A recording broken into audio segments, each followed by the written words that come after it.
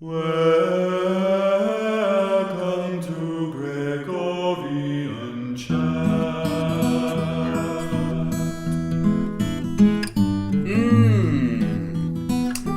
Hello everybody and welcome to the podcast.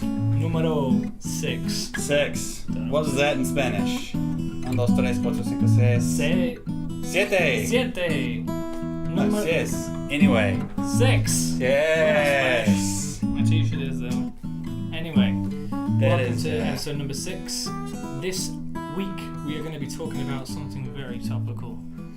The title of this week's podcast is Ashtag Wednesday. Ashtag, not a hashtag. Just the hashtag. Something that's going to be happening very soon. Exactly. In fact, in 2 days' time. Today is Monday. How have you been doing, Dom? How's the past week been? Slow. I got concussion, as you all heard in the last podcast, from our very good friend, the football. And ever since then, I've just been recovering, taking things slow, not intentionally, just because I can't take things fast. It's been real slow. Talking. It's been Like the human turtle. like the human turtle, with Michelle on my back. I don't know who she was, but she was following me around. But what have you been up to, Dom? I have just finished marriage prep, which is exciting. It means that there is less than 5 weeks until I'm getting hitched. Hitched! So now you're fully prepared to be married. I am. Oh, good. I'm prepared for marriage. Fantastic. I was so unprepared before. This is what I realise now. It was actually really fun. There was a lot of cool things that we learnt. Some funny stories, a few awkward stories from the people giving marriage prep, because they're like 60 years old, and they were telling us about a little thing that they're like rituals that you should do in your marriage. Oh yeah. And one of theirs was called skin time. So do you have? Was it Yvonne? And no names, bro. I mean, not Yvonne. No. And I mean, even if he had said her name, it wouldn't have mattered. But no, it was a couple. Anyway, skin time. Just to explain it, it's just kind of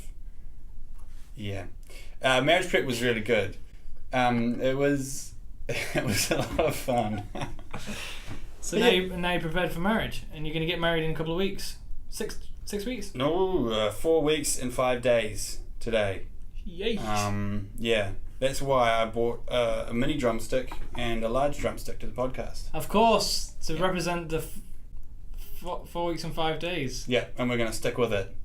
Well, you're going to drum something up every now and then. So anyway. It's supposed to be a symbol of what God is doing in our lives. It's broken. Like a symbol? It's a broken symbol? Oh, I get it now. Oh my gosh. This is why we don't normally do podcasts in the afternoon. I fell into that snare, that trap. I think what we need is some tea. Ooh. And something very, very exciting that is happening right in this podcast. We've been waiting in apprehension for Gregorian Chat's first merchandise. Just get yourself a nice little look at those. Oh. That's right. We're going to be drinking our tea out of our own very mugs. Our Gregorian Chat mugs, which have dust inside them because we've waited a week. Drinking from mugs. Now, what are we drinking this week, Dom? We are drinking, I'm going to read it because I'm going to get it wrong. Lapsang Souchong. Lapsang Souchong. I don't know who Sue is, but this... She's saying on a lap. We decided to get this tea based on one fact. It's Ash Wednesday soon. Oh, yeah. So we got something very smoky. No, that's like campfire status. Right. Smoky. That's right. It smells like after a campfire. You know that smell after you've been in a campfire? It smells like that. We smell like fire. Wow. It's like 100% peated malt. Yeah.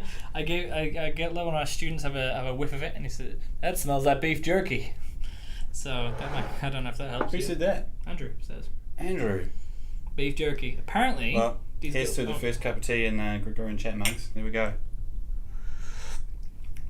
Here's my question. If we started making a whole bunch of these, would you guys buy them? Like, maybe, if you're interested in buying one of these, maybe just put a comment in the box. And then we'll talk about it. In the comments box, that is. Yeah. Pretty good. So, yeah, smell like beef jerky. The guy said you can actually put these in dumplings. That's right. And it enhances the taste. Yeah. This tea. You can put it in dumplings. This isn't just a drink. Right. This is a seasoning.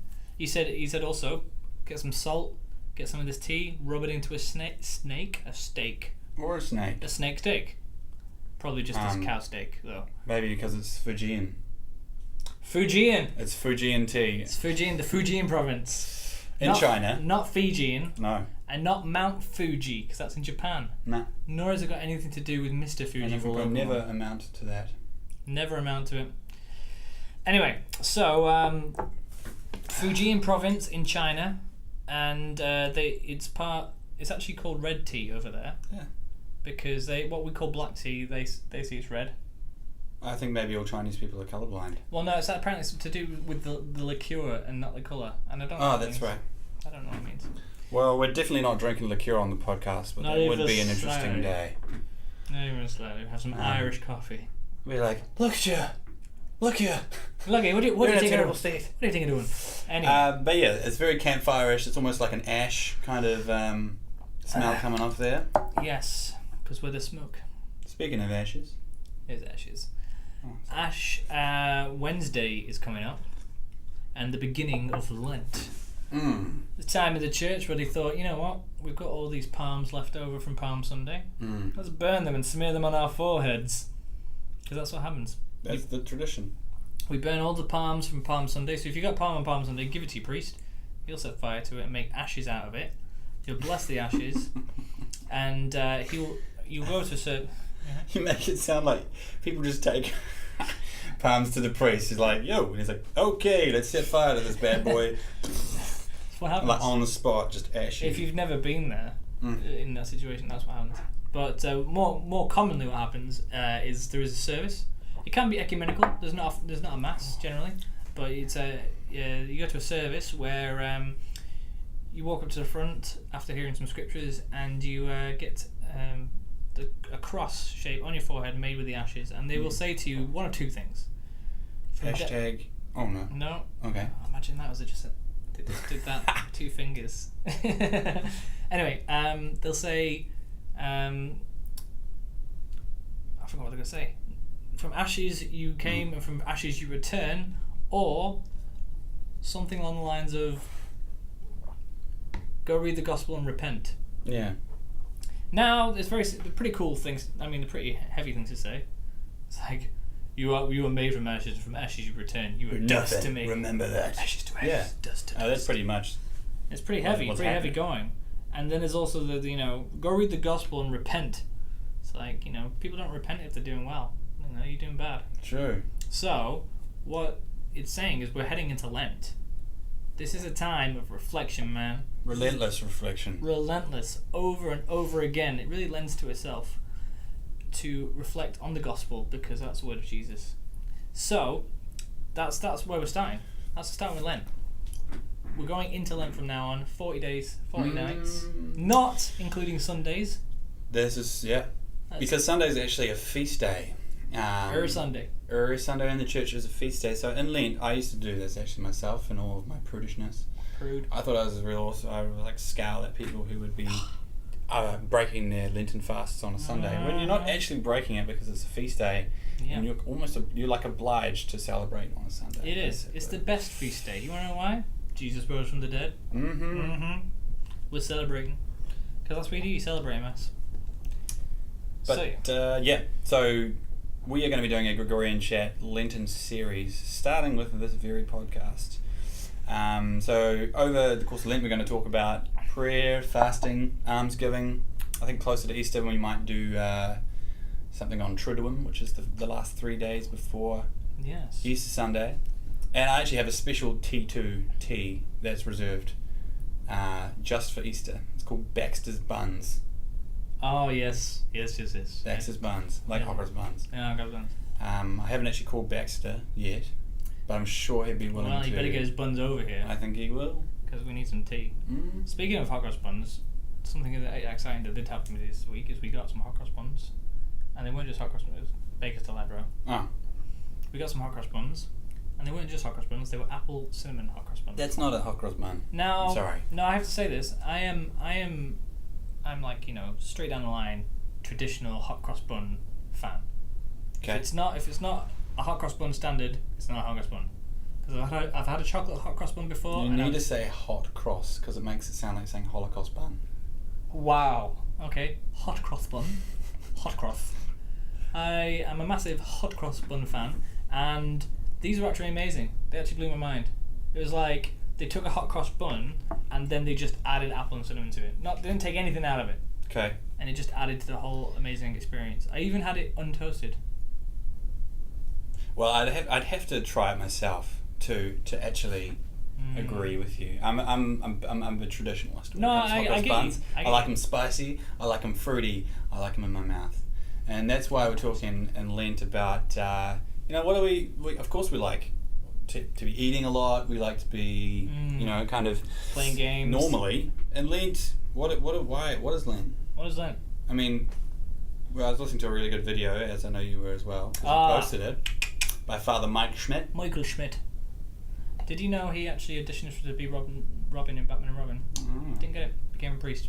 Good choice.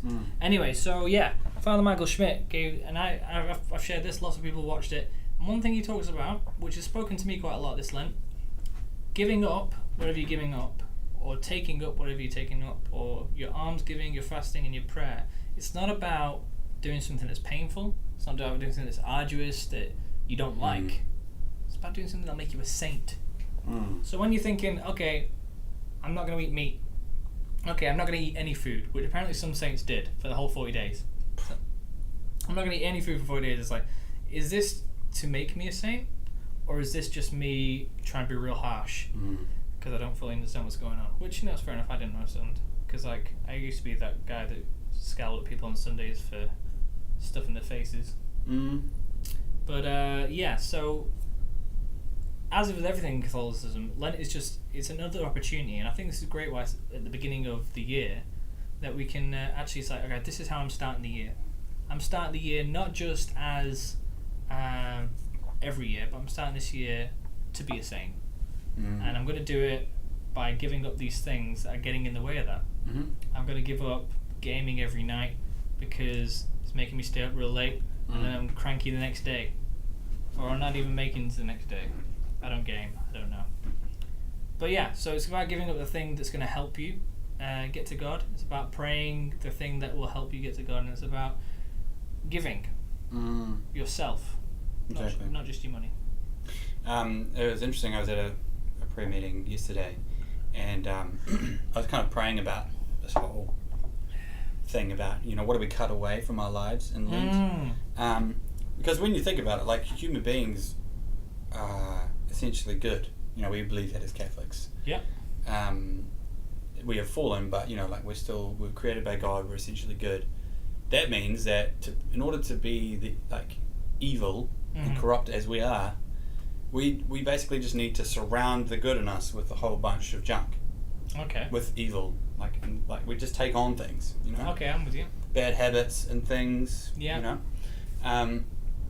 And the purpose of Lent in that sense is cutting away. It's like cancer. It's like cutting away cancer. Okay. Getting rid of the surplus stuff that we don't need, and then just getting back to basics.